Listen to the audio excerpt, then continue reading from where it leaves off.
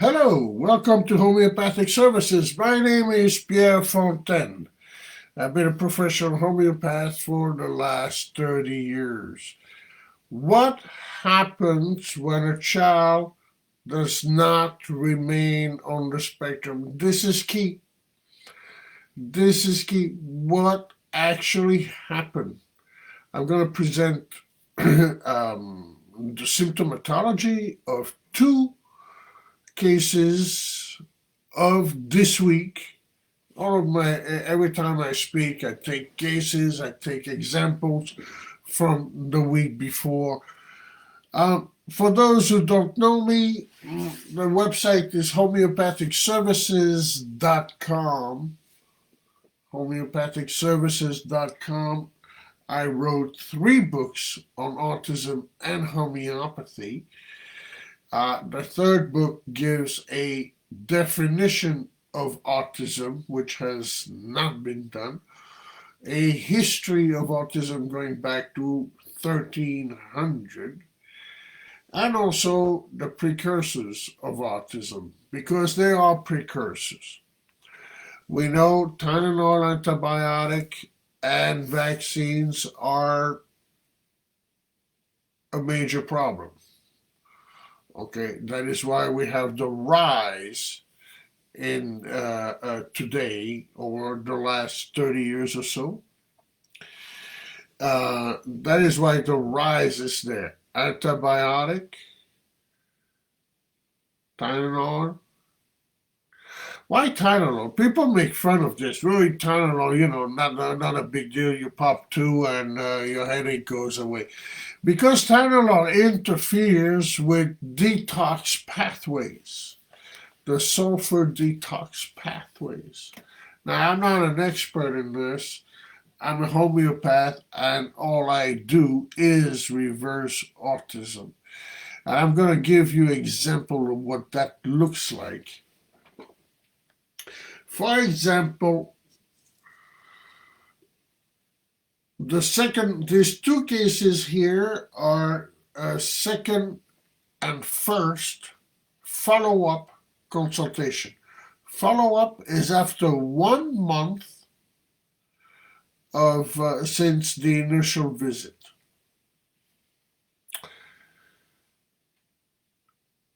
There's always little Johnny. I always say little Johnny. So little Johnny now can use the scissors. He can use the scissors. That seems a simple matter. It is not for a kid on the spectrum. And why can he use the scissors now?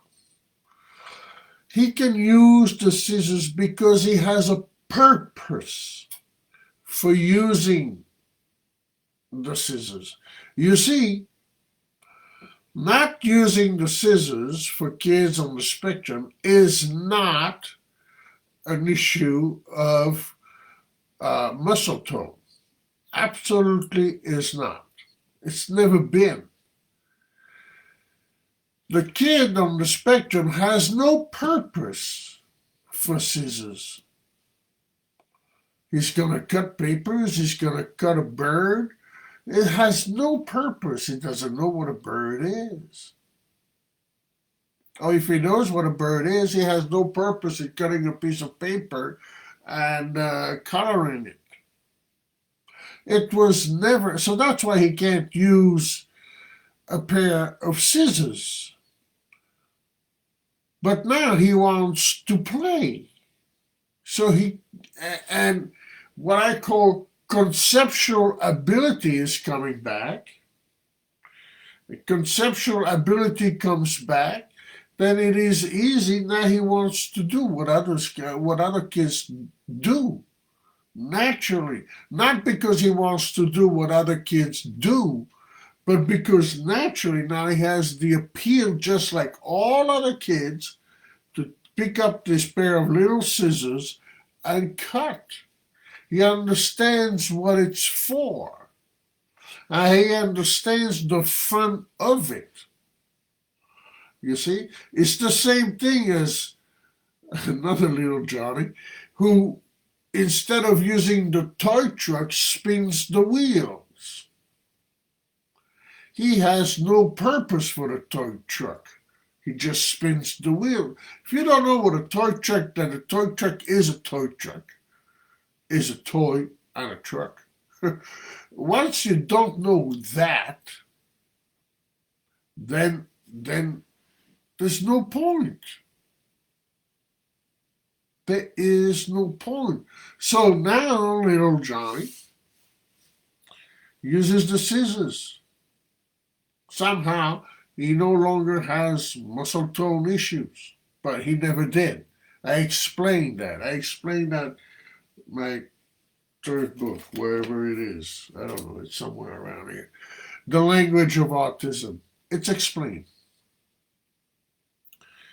Not only he can use the scissors, he's drawing within the lines. Now, it's not like little Johnny here has found a artistic ability. It's just part of. Autism lifts all together. Conceptual ability returns, autism lifts, and now the child can operate properly, can learn properly, can socialize properly, or better at first, and then it goes up. And there's less and less impediment to normal life. So it's drawing within the lines, not making, this, how to say, coarse. That's usually what they do, it's not all over the place. It's the sharp lines generally. Now, when we ask him, the parents tell me, when we ask him to set up the table, he sets up the table. They understand. Oh, we're going to eat. Mom says set up the table. So put a glass, a fork and a knife. That's it. A plate. Because you understand. It's not set up the table and the kid is 15. No. This kid is well under 8 years old. And he can set up the table. It's not like he sets up the table and after, he put a fork, and after you have to say, well, put the knives, and then after that you put the glasses, and then after that put the napkins, and then after that put the plate. No. He sets up the table. He gets the full concept. My definition for autism is conceptual inability. There's no possibility of escaping that. That is what autism is. Most people discuss what causes autism. To a large extent, I don't really care. I know it's been a fact. The Tylenol, vaccines, antibiotic, that in my mind has been a fact for the last 30 years. It's clear.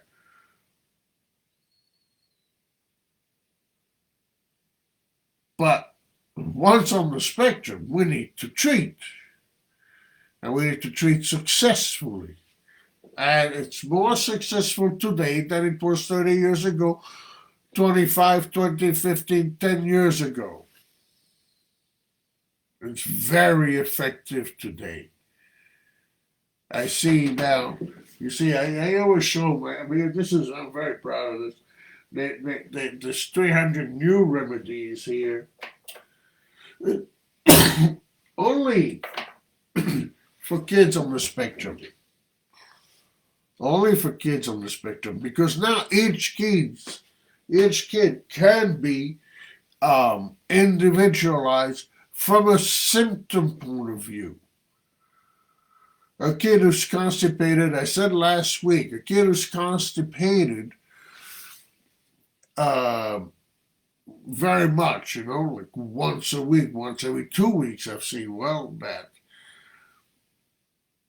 doesn't need the same remedy as a kid who has diarrhea, right? It's rather obvious. But a kid who has constipation and can feel the cold, well, we were going to talk about the cold and heat later.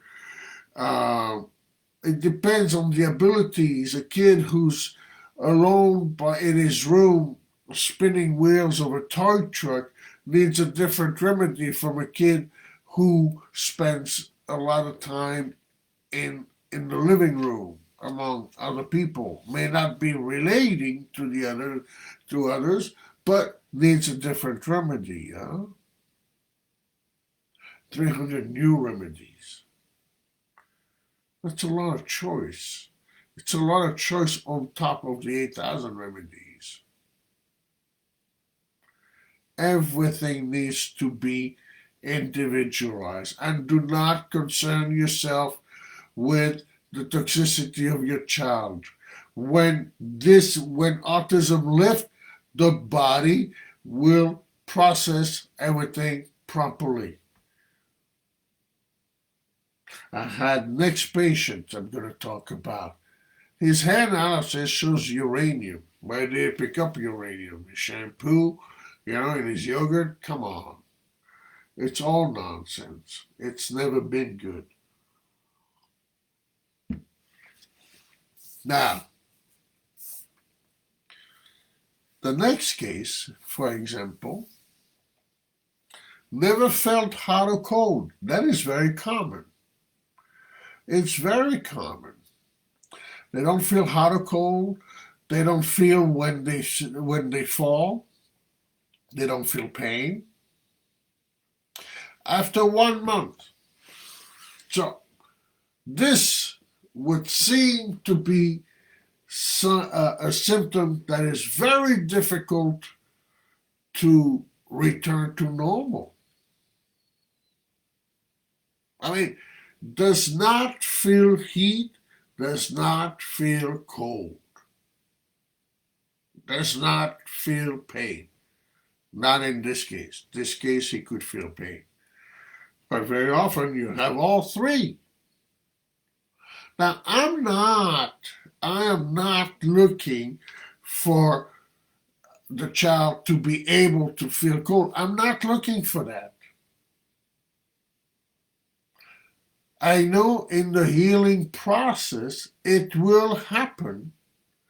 In the healing process where the child will become independent and self-sustaining,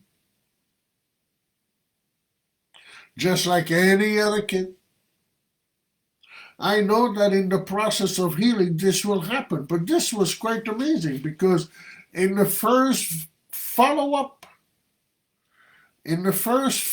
visit, this is what happened. Among many other things. What happened is he never felt hot or cold, and now he shivers. Which really raised a question for me because how much of the shivering is supposed to be an autonomous function? But he never shivered. And here, the child was shivering. And then not only he was shivering, but he said, feeling cold. And this is a kid who never said, I'm feeling cold. Hardly ever said any word for that matter. But totally on point. It was cold. He felt cold. He was shivering. And he said, I'm feeling cold. In the first follow-up, many other things. I've just mentioned what is interesting for this video. This is how fast it can happen. This is how fast healing can happen. It's amazing. It really is amazing. No kid should be diagnosed. All kids can be diagnosed off the spectrum. Diagnosed off the spectrum. Any kid diagnosed on the spectrum can be diagnosed off the spectrum. Give it a couple of years. Although it's becoming, prescription is much, much more accurate now, like I mentioned, than it was 10 years ago, 5 years ago even. And this is happening. This happens every single week. And I know this to kids. I start every chart. Every chart start with spontaneous eye contact on the scale from 0 to 10. 90% of my cases are 0 eye contact. I could go, I'm not going to do that. I could go back to what the eye contact was of the second case. Hardly ever looked, I think. The second question after spontaneous eye contact is spontaneous interaction on a scale from 0 to 10. Usually my cases, like I said, 0. 0, 0. And the third question is spontaneous language. Not learn language, not learn words, not Apple when showing a card. Real spontaneous language, just like this kid, for the first time ever, after taking a few doses of the homeopathic remedy, feeling cold and shivering. I know this kid who's 8 years old, he is 8, was given a whole bunch of remedies prescribed upon reasons that have nothing to do with homeopathy or autism. That is the detox, the diet, and so on and so forth.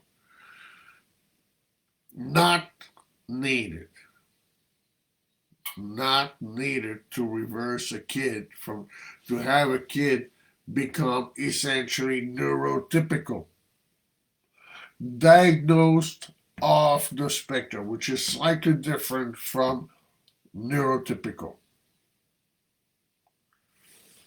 All kids who are diagnosed on the spectrum can be diagnosed off the spectrum. Official. You have it. We have to do it properly so the child can grow and be independent, learn properly, and have a function in this world. It's absolutely possible. Look, within a month, with these 2 kids, what can be done. They will be off the spectrum, I know. I know. I also teach parents how to speak to their child.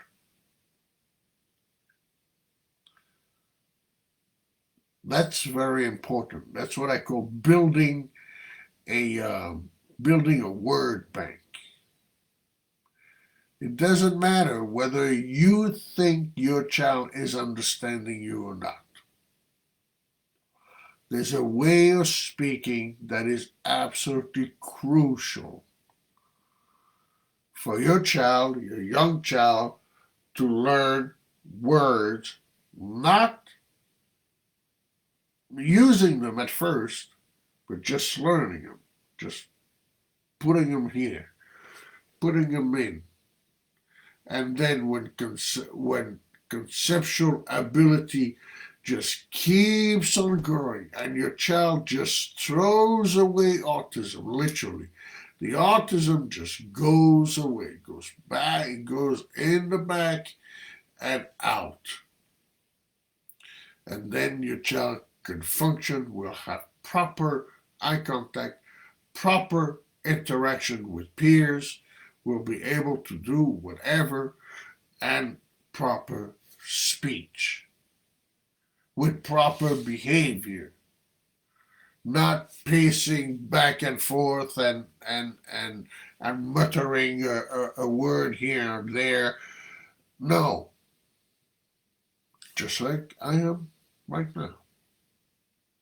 It is absolutely possible for all children if we handle them, if handled properly through proper homeopathic remedies. Voila. That's all I have to say today. Thank you so very much for listening. What are these books here?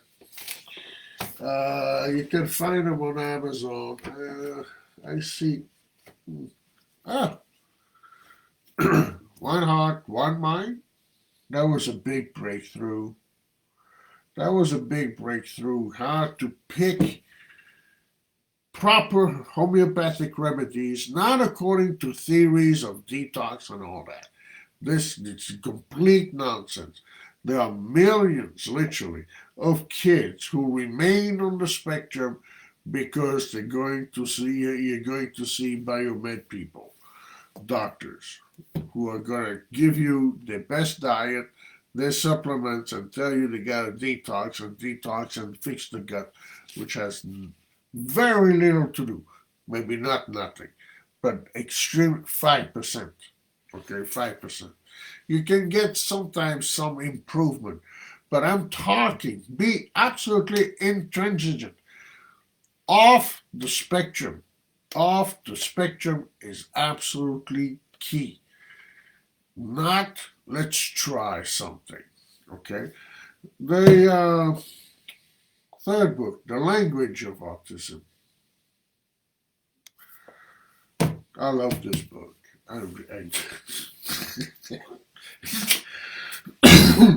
Yeah, I should say that. I wrote it. But it's, you're not supposed to say that when you wrote a book, but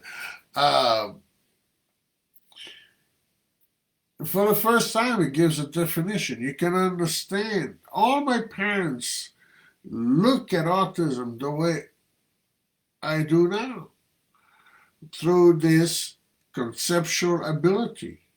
And they gauge their kid through that. And now, because even if we forget about homeopathy, but because of this knowledge, because they know how the kid operates through autism, they interact, they do everything differently with better results. So not only we have homeopathy, but we have also better results because of the definition.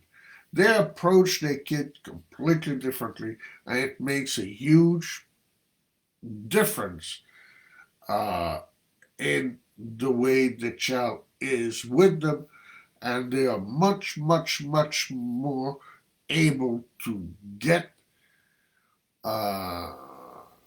things out of their child, eliminate behaviors literally by understanding conceptual inability. A remedy on top of that, and that's what you get in the first follow-up after initial consultation. Yeah, okay. Thank you so very much for listening. I'll see you next week.